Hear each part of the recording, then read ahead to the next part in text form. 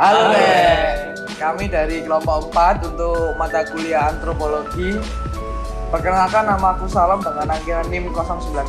Perkenalkan, namaku Muhammad Ali Hasan Zabir Daus 108. Perkenalkan, nama aku Eka Gilang Saputra, NIM 1152 3087. Oke, perkenalkan, nama aku Arizky Firman Tito dengan NIM 228. Oke, pada kesempatan kali ini kita akan sedikit membahas tentang suku Batak. Ya. Oke, check it out. Oke, jadi yang pertama adalah dari 7 kebudayaan dulu. Sistem religi dari suku Batak. Nah, di sistem religi suku Batak, di suku Batak ini kebanyakan adalah Kristen Protestan. Tapi pada tahun 1810 Islam masuk di Batak dibawa oleh Minangkabau. Nah, sedangkan agama Kristen disiarkan di daerah Toba pada tahun 1863. Itu disiarkan oleh misionaris dari Jerman.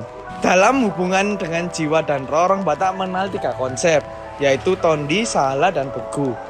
Tondi adalah jiwa dan roh orang itu sendiri, sekaligus merupakan kekuatannya. Sahala adalah jiwa atau roh kekuatan yang dimiliki seseorang. Tidak semua sahala, dan beberapa orang yang memiliki sahala itu jumlah dan kualitasnya berbeda. Nah, itu dari ke sisi religinya suku Batak sendiri. Jadi dia adalah mayoritas beragama Kristen Protestan.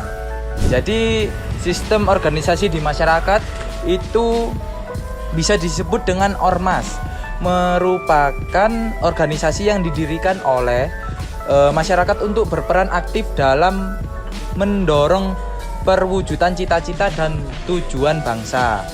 Ada keberadaan organisasi kemasyarakatan muncul seiring dengan timbulnya keorganisasian masyarakat sipil. Jadi sehingga ormas dapat mencapai tujuan untuk meningkatkan partisipasi dan keberdayaan masyarakat. Oke, kesetiakawanan sosial, gotong royong, dan toleransi dalam kehidupan bermasyarakatan, menjaga, memelihara, dan memperkuat persatuan dan kesatuan bangsa. Oke, jadi aku mau spill contoh-contohnya seperti PKK, keorganisasian di seputaran masyarakat itu ada PKK, terus perangkat RT RW di kampung biasanya, terus Kartar, sekelompok gotong royong. Oke, gitu penjelasan dari saya sistem dan keorganisasian di dalam kemasyarakatan. Orang Batak juga mengenal sistem gotong royong kuno dalam hal bercocok tanam. Dalam bahasa Karo, aktivitas itu disebut raron. Sedangkan dalam bahasa Toba, hal itu disebut marsiurupan. Sekelompok orang tetangga atau kerabat dekat bersama-sama mengerjakan tanah dan masing-masing anggota secara bergiliran.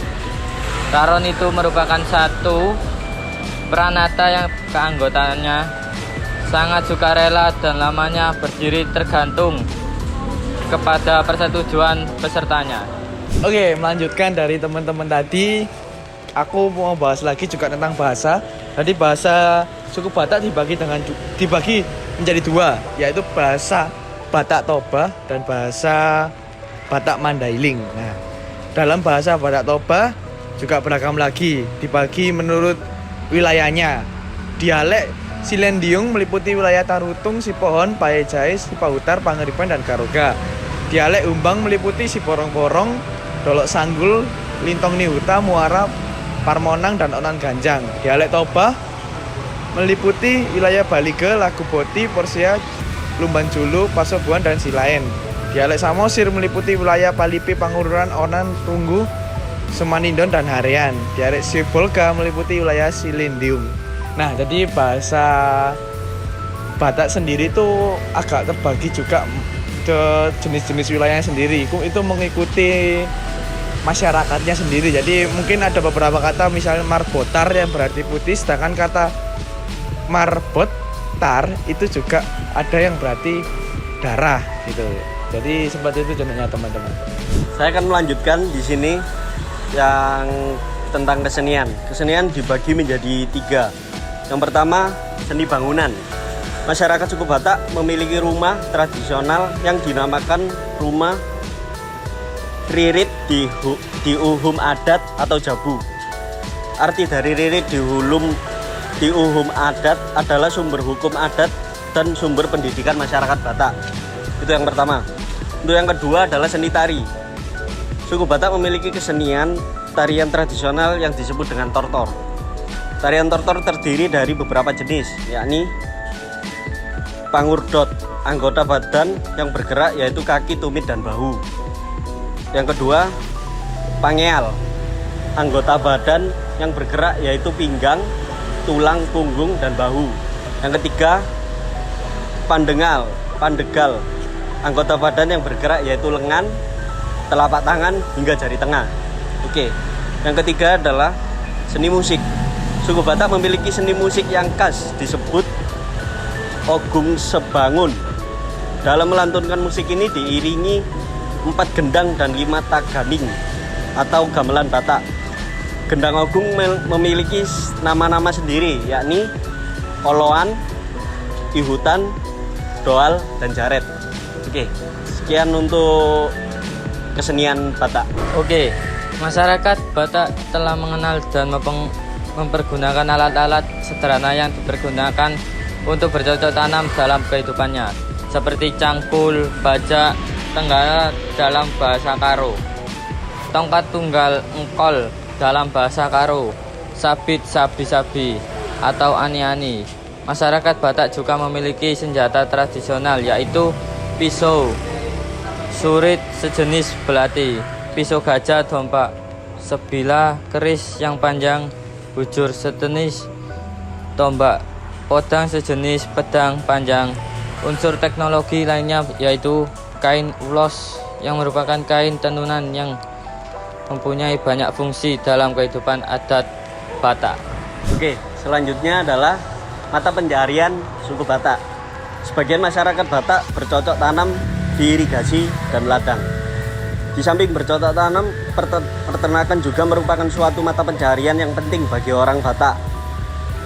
Umumnya, di daerah pinggiran Danau Toba biasanya masyarakat Batak menangkap ikan dengan perahu lesung. Itu untuk mata pencaharian di suku Batak. Oke. Tadi kita sudah menjelaskan 7 unsur kebudayaan suku Batak. Nah, di sini saya akan mewawancarai sedikit dari rekan saya yang dari suku Batak. Oke, tadi perkenalkan sebenarnya nama panjangnya Salam Lincoln Manik. Nah, Maniknya itu berasal dari margaku, dari papaku. Nah, kalau mamaku itu orang Jawa, sementara papaku itu orang Batak asli. Nah, aku pakai marga Manik itu tadi. Jadi itu ya aku masih ada darah Bataknya lah. Terus?